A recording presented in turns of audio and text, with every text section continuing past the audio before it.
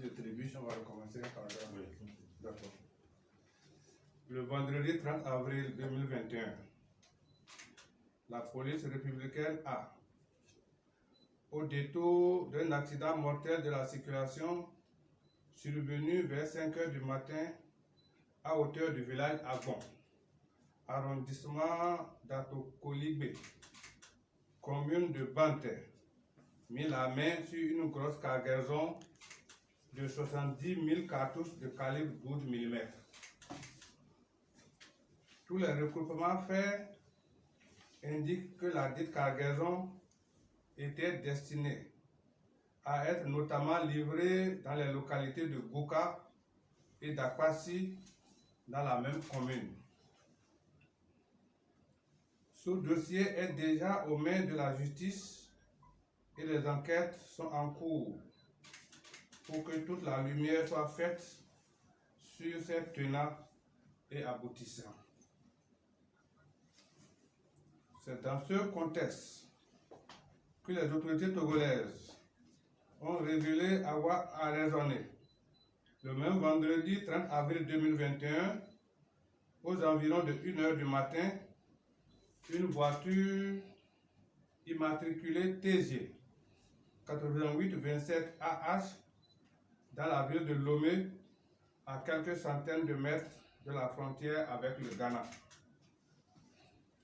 La fouille du dit véhicule a permis de retrouver 2 cartons contenant au total 1300 cartouches de calibre 12 mm, soigneusement dissimulés sous les bagages. Parmi les personnes se trouvent à bord du véhicule, je reprends.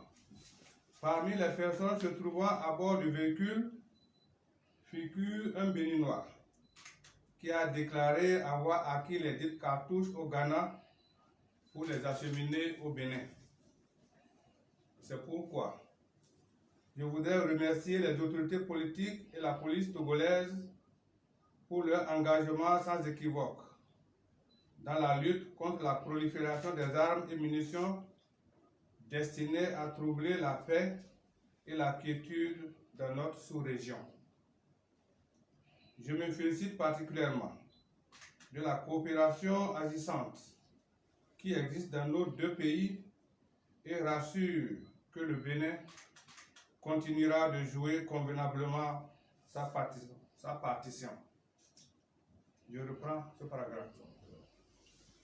Je me félicite particulièrement de la coopération agissante qui existe dans nos deux pays et rassure que le Bénin continuera de jouer convenablement sa partition.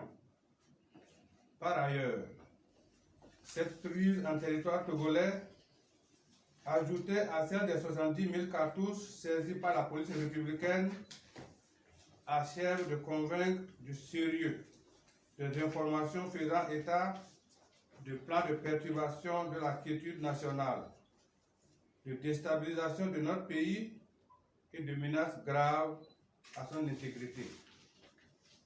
En outre, ces prises interviennent à la suite d'appels publics lancés par certains acteurs politiques en faveur d'un soutien conséquent à des personnes armées appelées auteurs des actes graves enregistrés dans les communes de Savé, Banté et Chaourou dans le cadre de l'élection présidentielle du 11 avril 2021. En tout état de cause, le gouvernement poursuivra ses efforts en vue de garantir la sécurité et la paix sur toute l'étendue du territoire national. Je vous remercie.